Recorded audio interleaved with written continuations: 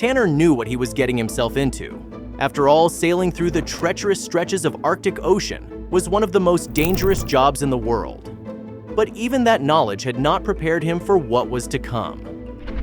But before we start, smash the like button, and make sure to subscribe if you haven't, and hit that notification bell so that you won't miss any new stories.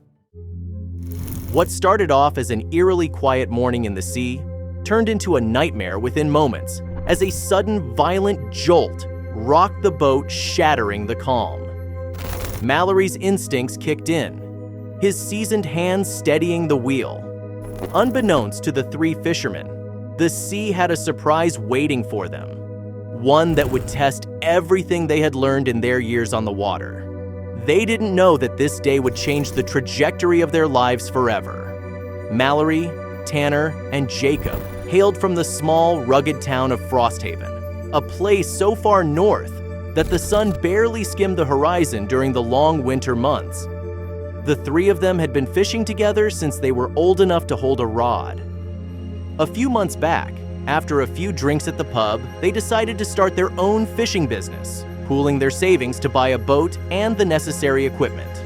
It was a modest operation, but it was theirs, and they took pride in it.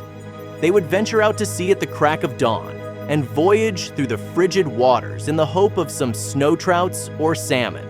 If they were lucky, they would get to haul in some crabs, a lucrative bonus that made the hard days worth it. It was a day like any other. The sea was calm, the sky clear, with a sense of anticipation in the air about the day's catch. Mallory, with his grizzled beard and weathered skin, kept his eyes on the horizon, ever watchful for the icebergs that drifted through these frigid waters like ghosts. The wind howled around them, whipping the icy spray from the sea into their faces as Jacob and Tanner wrestled with the fishing nets. They had been out since dawn, the cold biting at their fingers. But the promise of a good catch kept them moving. The Arctic had changed in their lifetimes, the ice melting faster every year, creating new dangers in a place that was already unforgiving. The boat rocked gently as they moved about their tasks, a rhythm they had known since childhood. It was a quiet morning, the kind that lulled a man into thinking that the sea was calm, that nothing could go wrong. Until all of a sudden, a sharp jerk rocked the boat. Jacob was the first to notice the shift, a sudden shudder that ran through the boat like an electric shock. Tanner, busy with the lines, cursed under his breath, stumbling as the boat lurched to one side. Mallory's head snapped up, his eyes narrowing at the waters ahead. "Steady, lads!" Mallory's voice cut through the rising tension, a rock of authority in the chaos. For what felt like an eternity, Mallory battled the elements, his knuckles white as he held the wheel steady against the waves. The boat tilted dangerously to one side, and then, with a final, desperate turn, Mallory managed to pull them free of the chaos. Mallory exhaled a long, shaky breath, while Jacob and Tanner, both pale and wide-eyed, slowly picked themselves up from where they had braced against the boat's violent movements. The three men exchanged glances, the unspoken question hanging in the air. What had just happened? They moved as one, stepping out onto the deck to assess the situation. However, the sight that met them was enough to make their blood run cold. A colossal iceberg loomed before them, its sheer size almost incomprehensible. It towered over the water, a massive wall of ice that seemed to stretch endlessly in every direction. The iceberg was easily as large as Frosthaven itself. The sheer size of it made the three men thank heaven for being safe and sound. As they stared in awe at the iceberg, something caught Jacob's eye. At the far edge of the ice, just where it began to slope down towards the water, something was moving. He squinted, his breath catching in his throat as he tried to make out the shape. Tanner adjusted the binoculars, his pulse quickening as he focused on the distant shape. The figure was small, moving slowly across the ice, barely visible against the blinding white of the iceberg. His mind raced with possibilities. Was it a seal? With a sharp intake of breath, he lowered the binoculars and turned to the others, his voice tinged with disbelief. "It's a polar bear cub, stranded on the ice." The three men stood in stunned silence, their eyes locked on the tiny, shivering form of the polar bear cub. The sight of the helpless animal, so small and fragile against the vast expanse of ice, awakened something in them. An urge to help, to save this innocent life from a cruel fate. "We can't just leave it there," Jacob said, his voice thick with emotion. The others nodded. The decision made without a word. They would rescue the cub, no matter the risk. Mallory, ever the cautious one, took the helm again, carefully steering the boat closer to the iceberg. As they navigated through the icy maze, their eyes never left the small figure on the ice. When they drew nearer, the full scale of the iceberg became even more daunting. Its towering walls of ice stretched far above the deck of their boat. The cub was perched high up on a ledge, its tiny body trembling with fear. The gap between the ice and the boat was too wide, too dangerous for the cub to attempt a jump. The reality of the situation hit them like a punch to the gut. How were they going to reach it? "This isn't going to be easy," Mallory muttered. Jacob's brow furrowed in concern as he studied the iceberg. "We can't just leave it," Tanner said, determination hardening in his voice. He looked around the boat, his mind working quickly. "We'll have to climb up to it." Mallory and Jacob exchanged worried glances. "That's insane, Tanner," Mallory said, his voice laced with concern. "Those ice walls are unstable. One wrong move, and you'll end up in the water, or worse." Jacob nodded in agreement, his expression tense. But Tanner was already moving, gathering fishing gear and ropes, his face set in grim resolve. His hands moved with purpose as he began fashioning a makeshift ice axe, tying the ropes to a couple of sturdy fishing hooks. With that, Tanner stepped onto the ice, testing his weight before committing to the climb. The others watched, their hearts in their throats as he slowly ascended the icy wall, the makeshift hooks digging into the surface with each painstaking pull. The journey was treacherous, the ice slick and unpredictable, but Tanner moved with a steady determination, driven by the desperate need to reach the cub. Finally, after what felt like an eternity, Tanner reached the ledge of the iceberg. He looked at the tiny polar bear cub.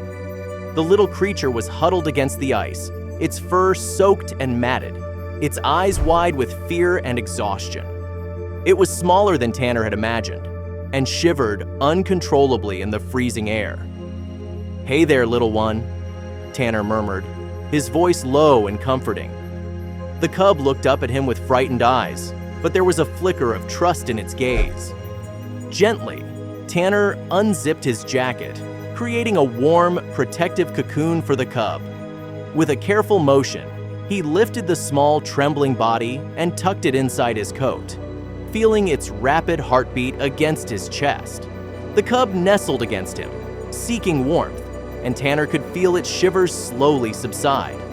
Just as Tanner secured the cub, a sharp gust of wind whipped across the iceberg, stinging his face with icy pellets. He looked up, his heart sinking as he saw dark clouds rolling in fast, blotting out the sun. A snowstorm was rapidly brewing, and the sea suddenly erupted into a frenzy of howling wind and swirling snow. The storm hit with a ferocity that Tanner hadn't anticipated. Within seconds, the world around him vanished, consumed by a blinding white fury. A surge of fear gripped Tanner as the thought struck him. What if the cub's mother was nearby, hidden in the blinding snow?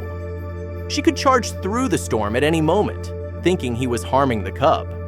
The idea sent a cold chill down his spine. For a fleeting moment, Tanner considered abandoning the cub, leaving it behind to save himself from the unknown danger. But the cub's small, trembling form clinging to his chest renewed his resolve. He couldn't abandon the helpless creature, not in this storm. The wind roared in his ears and lashed at him from all directions. making it impossible to see more than a few feet ahead. He clung to the jagged rock on the ledge, using every ounce of strength to keep himself from being swept away. Tanner squinted through the blizzard, trying to locate the boat. But the snow was so thick, so relentless, that it had swallowed everything in its path, including his only means of escape. Time seemed to stretch endlessly as Tanner crouched on the icy ledge, the storm raging around him. Finally, after what felt like forever, the storm began to subside. The wind lessened.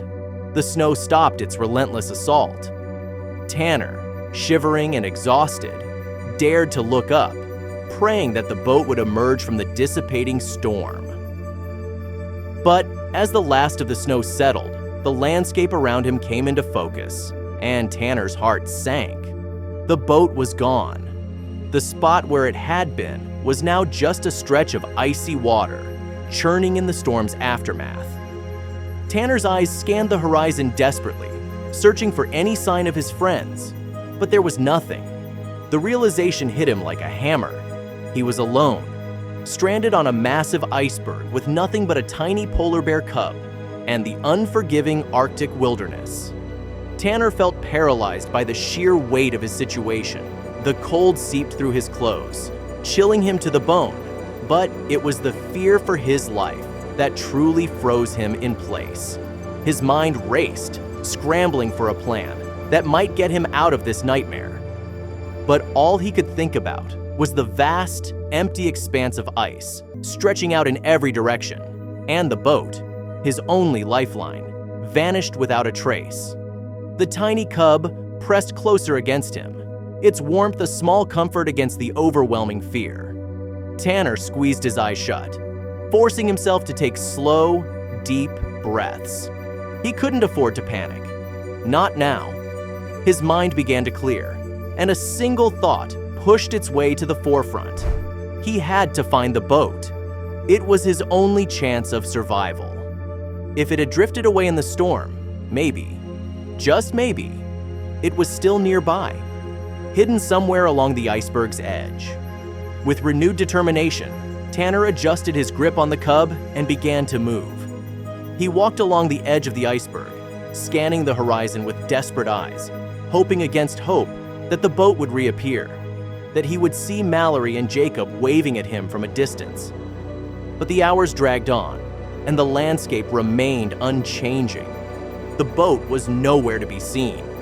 His legs grew heavy, each step becoming harder than the last as the bitter cold sapped his strength. The sun dipped closer to the horizon, casting long shadows across the ice. With every passing minute, Tanner's hope began to fade. The boat was gone. There was no sign of it, no trace of his friends.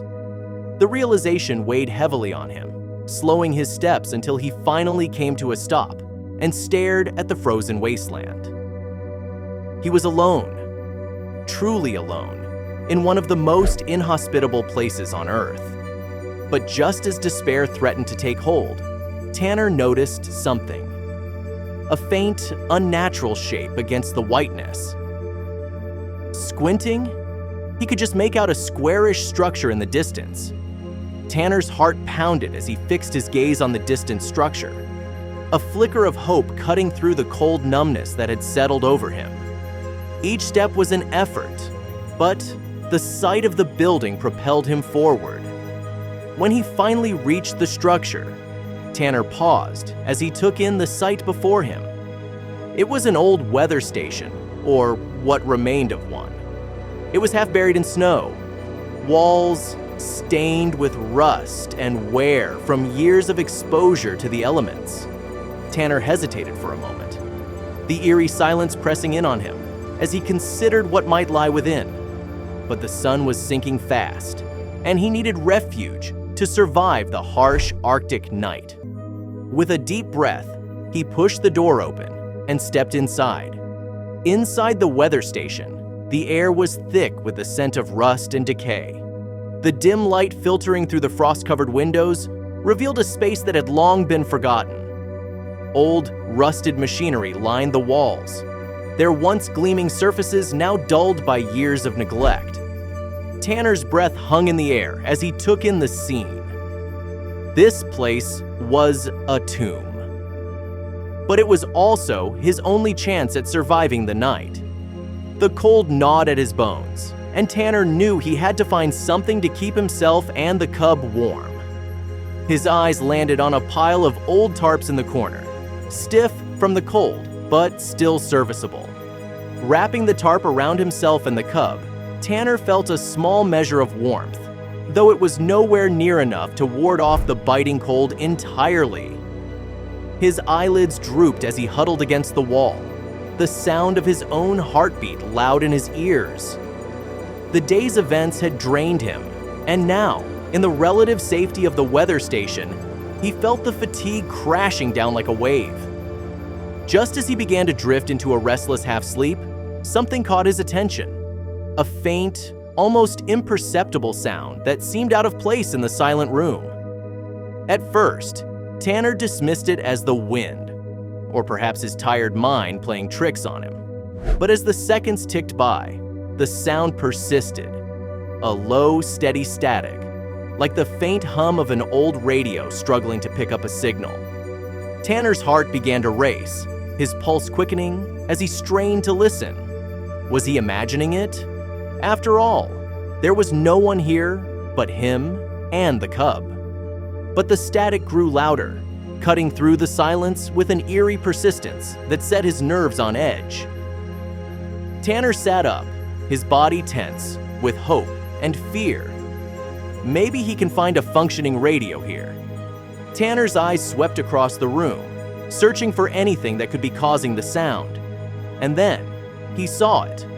A door at the far end of the room, partially concealed by shadows. Tanner hesitated for a moment at the threshold, his hand resting on the door handle as the static grew louder.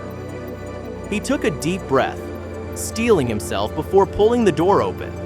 To his surprise, it revealed a narrow staircase descending into darkness.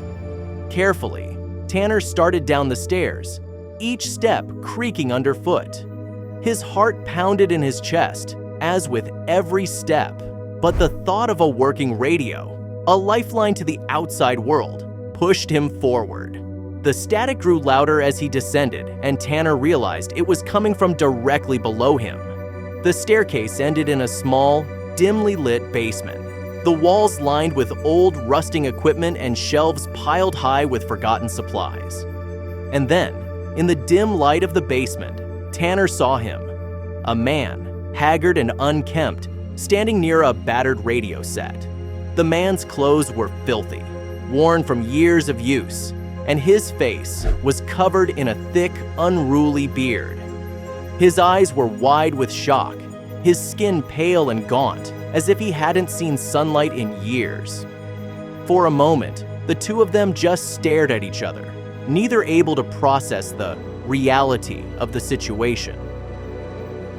The silence stretched, broken only by the crackling static from the radio, until, finally, the man's expression crumbled. His face twisted in a mix of joy and sorrow, and he fell to his knees, tears streaming down his dirty cheeks. "Oh, thank God!" the man choked out between sobs, his voice hoarse and broken. I thought I'd never see another soul again." He looked up at Tanner with a mixture of shock and gratitude. "I've been alone here for so long. I thought I was losing my mind." Tanner took a cautious step forward, still processing the shock of finding another person in this desolate place. "I'm Tanner," he finally said, his voice shaky, but kind. He hesitated, then added, "Who are you? What happened here?" The man took a deep, shaky breath. "I'm a Kaluk," he said. "I'm Inuit from a village up north. I came here with 3 scientists on an expedition. They needed someone who knew how to survive in these conditions and hired me to be their aid." Tanner listened intently as Ikala continued. "We were supposed to return home after a year, but the ship never came. At first, We thought it was just delayed, but days turned into weeks, and then months. The scientists weren't prepared for what came next. Our rations and medical supplies started running low, and soon they succumbed to illnesses and harsh weather. Iqaluq wiped his tears. I have been here for almost a year now, living off whatever I could find, scavenging through what was left. Every day I have tried to work this radio, hoping someone would find me. But I'm no scientist. I had lost all hope to see another person in this lifetime. Iqaluq told Tanner, his voice barely above a whisper. Tanner recounted the day's event to Iqaluq and continued. Iqaluq, I know you've been trying to make this radio work, and I'm no expert, but I think I can give it a shot. Maybe I can reach my friends, or at least send out a signal. Iqaluq nodded, his hope rekindled by Tanner's determination. Tanner's hands shook slightly as he began adjusting the dials. The static crackled and hissed as he fiddled with the controls, trying to find the right frequency.